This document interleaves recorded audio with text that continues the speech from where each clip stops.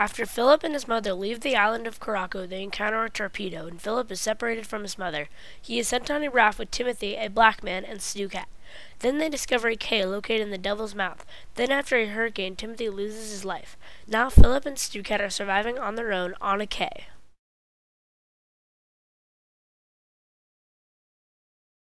And this is the Cay. 10 pebbles had gone into my time can when I decided to do something Timothy had never told me to do. I was tired of eating fish and sea grape leaves, and I wanted to save the few green coconuts I'd managed to find on the ground. There were none left in the trees.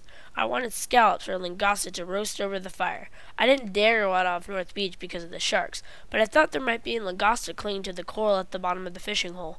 From what Timothy had told me, the sea entrance to the hole was too narrow for a large fish, a shark, to swim through.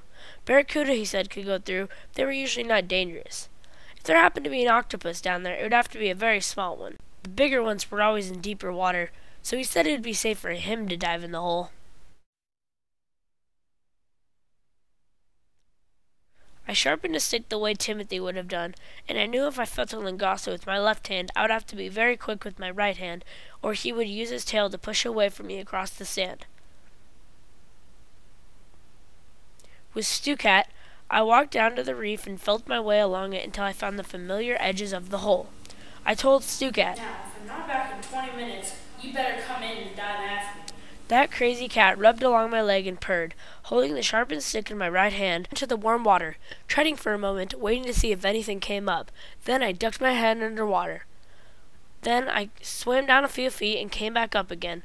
I was certain there was nothing in the hole aside from the usual small fish I yanked out each morning. After a few moments, I had my courage up and dived to the bottom. Holding the sharp stick in my left hand now, and using my right hand to feel the coral and rocks, coming up now and then for air, I slowly felt my way around the bottom of the small pool, touching sea fans that waved back and forth, feeling the organ pipe coral and the bigger chunks of brain coral. I was startled when sea fans or seaweed would brush against my face, and I swam quickly to the surface. It must have taken me nearly 30 minutes to decide that I could hunt langosta in the hole. This time, I dived in earnest. I went straight down and touched the bottom, and then I took a few strokes towards the coral sides of the pool. Timothy had said langosta were always on the bottom, usually over against the rocks and coral. To my amazement, I touched one on the first sweep. I drove the shark's tip into him, swimming quickly to the surface. Panting, I shouted at Stu Cat, "Lobster tonight!" I swam to the edge, pushed the langosta off the stick, caught my breath again, and dived. I dived many times without again touching the hard shell that met langosta. I began sinking my hands deeper into the shelves and over the ledges near the bottom. I rested a few minutes, and then I decided I'd make one more dive. I was happy with the lobster that was now on the reef, but it was quite small, barely a meal for me and Stu Cat. I dived again, and this time I found what seemed to be an opening into a deep hole, or at least the hole went far back. There was to be a big lobster in there, I thought.